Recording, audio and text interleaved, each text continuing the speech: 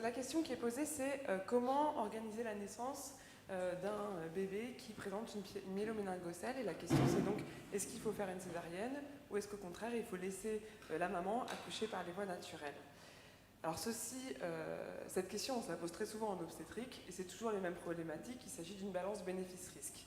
Il faut prendre en compte les bénéfices potentiels pour l'enfant. Est-ce qu'en cas de myéloméningocèle, il existe un bénéfice à proposer une césarienne pour, par exemple, protéger la lésion myéloméningocèle? Il faut aussi prendre les risques pour l'enfant et on sait qu'en cas de césarienne programmée, le risque de détresse respiratoire à la naissance, même chez un enfant à terme, est un petit peu plus important qu'un accouchement naturel par les voies vaginales. Et enfin, il faut prendre aussi en compte les risques pour la mère, puisque le fait d'avoir une césarienne n'est pas dénué de risques. On sait très bien qu'il y a plus de risques d'hémorragie, de plaies chirurgicales, de phlébite, donc petits caillots au niveau des jambes ou au niveau des poumons. Et puis par ailleurs, on va créer une cicatrice sur l'utérus. Et cet utérus cicatriciel peut avoir des complications à court terme, mais surtout à moyen et long terme lors des prochaines grossesses, et notamment un risque d'anomalie d'insertion du placenta pour les grossesses futures. Je pense qu'il y a 3 situations en cas de myéloméningocèle. La première situation, c'est un bébé qui présente une myéloméningocèle et pour qui il a été décidé de ne pas réaliser de chirurgie fœtale, soit pour des raisons de l'ordre maternel, soit pour des raisons fœtales, parce que par exemple la malformation a un niveau très bas et de très bons pronostics, donc n'aurait pas d'intérêt à être opéré, soit sinon parce que c'est le choix du couple et qu'ils ont décidé de ne pas prendre ce risque maternel de réaliser une chirurgie au cours de la grossesse. La deuxième situation, c'est celle de la chirurgie fœtale, et là encore 2 possibilités. Soit on a opéré le bébé à ciel ouvert, soit on a opéré le bébé par fœtoscopie. Alors, en cas d'absence de chirurgie fœtale, de très nombreux auteurs se sont intéressés à la question, de savoir s'il fallait mieux faire naître les enfants par césarienne ou par les voies naturelles. L'hypothèse initiale dans les années 80, c'était de dire que la placode, sous l'effet des contractions et de l'accouchement par les voies naturelles, allait être lésée, avec du coup des complications motrices et des complications neurologiques plus importantes pour les enfants qui seraient nés par les voies naturelles.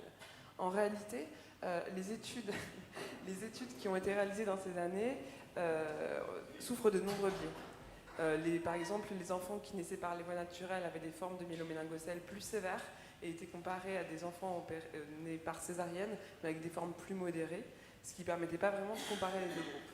Les dernières études, et notamment celle qui est parue il y a 2 ans dans l'American Journal de gynécologie obstétrique, sont des études d'une bien meilleure qualité.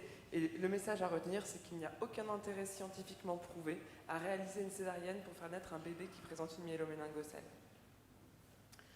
Autre situation, la chirurgie fœtale à ciel ouvert, et puis vous avez pu voir les images en début de journée de la cicatrice réalisée sur l'utérus, qui est quand même une cicatrice conséquente, comme une cicatrice de césarienne, et qu'on réalise au milieu de la grossesse. Dans cette situation, le risque, c'est celui de rupture utérine.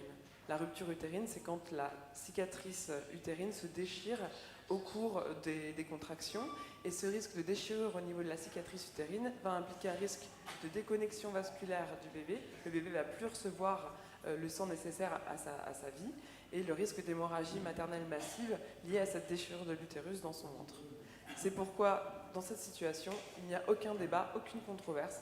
Toutes les mamans qui ont été opérées au cours de la grossesse doivent bénéficier d'une césarienne programmée ou d'une césarienne en urgence si elles ont rompu la poche des os avant le terme de la césarienne programmée, par exemple. Grâce à cette césarienne programmée, on n'aura pas de risque de rupture utérine et toutes ces complications n'auront pas lieu. Enfin, la chirurgie par fœtoscopie, on l'a un petit peu abordé tout à l'heure. Alors, pourquoi on en est venu à développer la fœtoscopie dans la chirurgie anténatale de myéloméningocèle? C'est parce que c'est une technique qui existe dans d'autres problèmes obstétricaux, dans d'autres malformations fœtales. Et par exemple, quand on a une pathologie des jumeaux qui s'appelle le syndrome transfuseur-transfusé, on va placer un trocar, c'est-à-dire un instrument dans l'utérus de la maman qui est une caméra, et au travers de cette caméra, on va opérer les jumeaux. De la même manière, une malformation qui s'appelle la hernie de coupole diaphragmatique, où il y a un trou dans le diaphragme, on va aller placer un petit ballonnet dans la trachée du bébé en plaçant là encore un seul instrument et une caméra, donc 2 petits trous au niveau de l'utérus pour aller placer ce petit ballonnet. Dans la chirurgie fétale de myéloméningocèle, et je ne sais pas si vous l'avez vu en début de journée, mais la chirurgie elle est beaucoup plus complexe. C'est une chirurgie de 3 à 4 heures et on va mettre en place une caméra, mais également 3 ou 4 instruments dans l'utérus de la maman. Donc certes, on n'aura pas la grosse cicatrice de la césarienne sur l'utérus, mais on aura quand même 3 à 4 petites incisions au niveau de l'utérus maternel. Et donc, à l'heure actuelle, il y a les 3 équipes qui proposent cette chirurgie dans le monde, qui ont opéré de nombreuses patientes, une au Brésil, une en Allemagne et une aux États-Unis. Et en réalité, toutes les patientes brésiliennes et toutes les patientes allemandes ont accouché par césarienne. Les médecins n'ont pas pris le risque de les faire accoucher par les voies naturelles. Donc la seule équipe qui a fait naître les bébés par voie basse, c'est l'équipe américaine. Et finalement, on n'a que 11 patientes parmi toutes celles opérées par fétoscopie qui ont accouché par les voies naturelles. Alors c'est vrai qu'il n'y a eu aucun cas de rupture utérine, mais est-ce qu'on peut, sur ces 11 cas, simplement dire que c'est complètement sécure ? Je ne me permettrai pas de dire ça à mes patientes en tout cas. Voilà, je vous remercie.